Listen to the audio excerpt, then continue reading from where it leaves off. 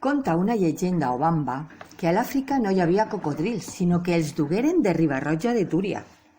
Aquest poble del camp de Túria, al igual que Benaguasil, conreaven arròs fa molt de temps.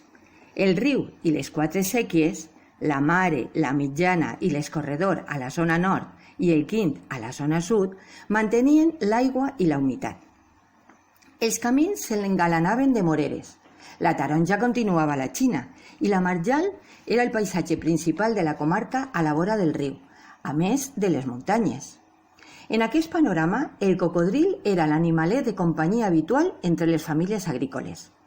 El seu aspecte era semblant a l'actual, però totalment llis, lluent i de color groguenc, potser per la seva dieta a base de paella. Ell estava molt orgullós i es lluïa durant tot el dia, causant sensació a propis, a estranys i als de l'origuilla.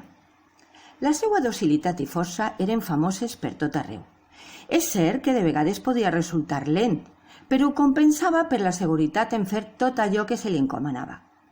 Igual transportava persones que suportava cabassos de pedres, eines del camp o l'orxata del tendre, que la distribuïa des de feia sigles. A més, la seva intel·ligència feia que al marcar-li un camí, l'animal mai s'equivocara i sempre arribava a la seva destinació. Era una mena de robot programable. Per això, dia rere dia, era més admirat per tots els pobles de la comarca i de l'estranger. Així que el cocodril anà substituint el seu treball de càrrega per una funció més social i protocolària. Cada vegada anava menys a treballar i més a les festes i esdeveniments polítics i esportius, convertint-se en un exemple de vida lleugera i alegre, eixint a les tertúlies i als programes rosa. Cada dia, la seva fina pell daurada relluïa amb més esplendor, i ja començaren a considerar-lo quasi un animal diví, fill del sol i de la lluna, doncs reflectia per igual la seva llum i claror.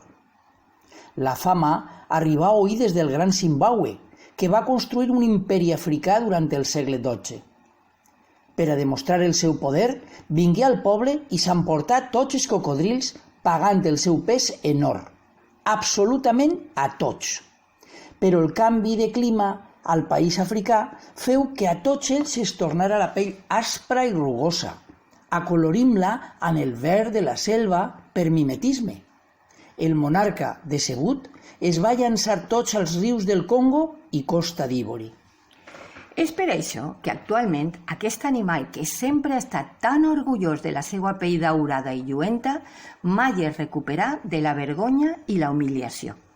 Aleshores, quan la resta dels més o menys animals se li aproximen, es submergeix ràpidament en l'aigua i tan sols deixa veure els seus ulls i els seus orificis nasals sobre la superfície.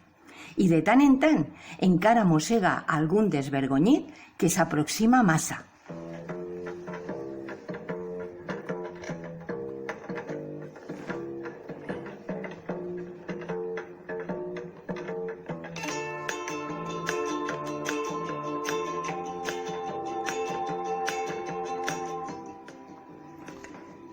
Intentem no semblar-nos massa al cocodril.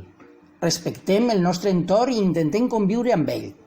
Tenim cura de les seues espècies vegetals i animals. Qualsevol canvi alterarà l'ecosistema i repercutirà negativament en nosaltres, doncs trencarà l'equilibri que històricament s'ha produït.